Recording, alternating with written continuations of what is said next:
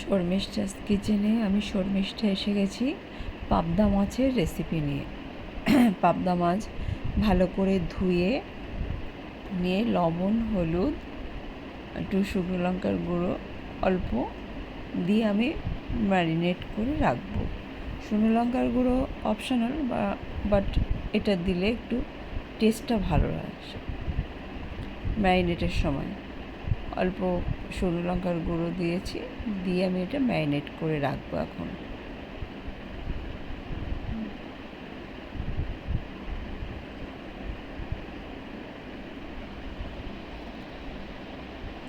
ভালো করে এপিট ওপিট মাখিয়ে নেব। তারপর ওর মোটামুটি মাখানো হয়ে গেছে। এবার আমি একটা গ্যাসে ফ্রাই প্যান দিলাম।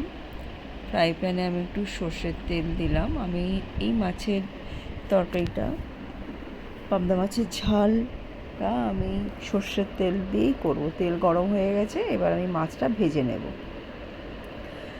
মিডিয়াম টু লো ফ্লেমে রেখে আমি মাছটা ভাজবো। একটু ধীরে ধীরে ভাজবো যাতে মাছটা ভেতর থেকে ভালো করে কুক হয়ে যায় এবং ওপরটা যাতে কড়া না হয়। বেশি কড়া করে ভাজবো না, তবে যেন মাছটা ভালো কুক হয়ে যায়।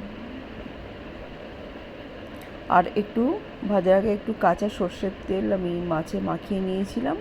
এই পাবদা মাছ খুব তেল ছিটায় ভাজার সময়, তো একটু সর্ষের তেল, কাঁচা সর্ষের তেল মাখিয়ে নিলে সেই তেলটা আর ছিটায় না।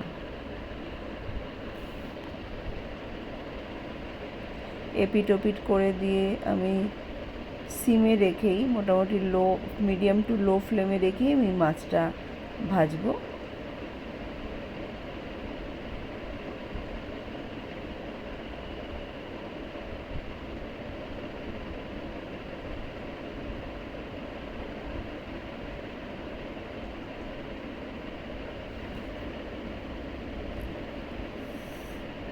মাছটা মোটামুটি ভাজা হয়ে গেছে, এবার আমি তুলে নেব।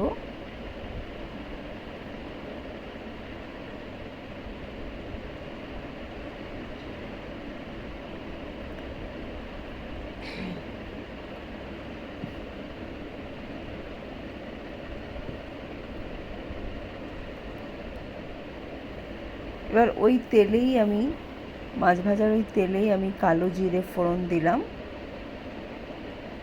তারপর আমি একটা পেঁয়াজ কুচি দেবো। আমি মিডিয়াম সাইজের একটা পেঁয়াজ নিয়েছিলাম, তো একটা পেঁয়াজ কুচি দিলাম।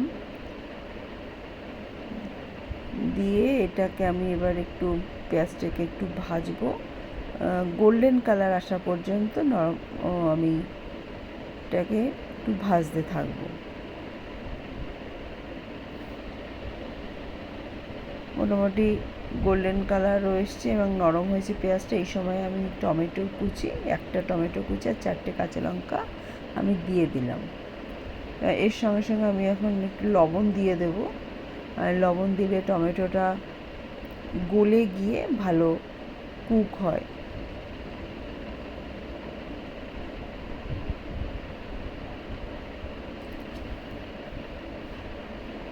একটু নাড়াচাড়া করব, করে আমি ঢেকে রাখবো। আমি এই রান্নাটা একটু ঢেকে ঢেকেই করব। ঢাকনা খুলে দিলাম। এবার মোটামুটি ভাজা হয়েছে। এবার আমি কিছু মশলা দেব এর ভিতরে। ধনের গুঁড়ো 1 চামচ, জিরের গুঁড়ো 1 চামচ, আর একটু কাশ্মীরি লঙ্কার গুঁড়ো আমি দেব, যাতে কালারটা একটু ভালো আসে।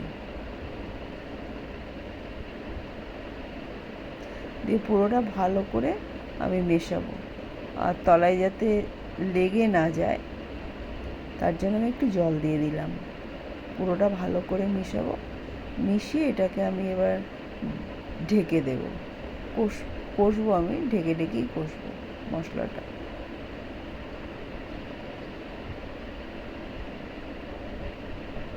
তো মশলাটা মোটামুটি কষা হয়ে গেছে। এবার হলুদ দিলাম,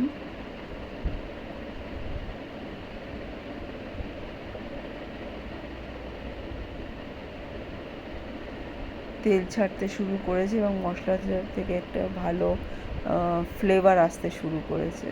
তো আমি ঢাকনা খুলে দেখলাম মশলাটা ভালোই গলে গেছে, পেঁয়াজগুলো ভালোই গলে গেছে। এই সময় আমি জল দিয়ে দেবো ঝোলের জন্য বা ঝালের জন্য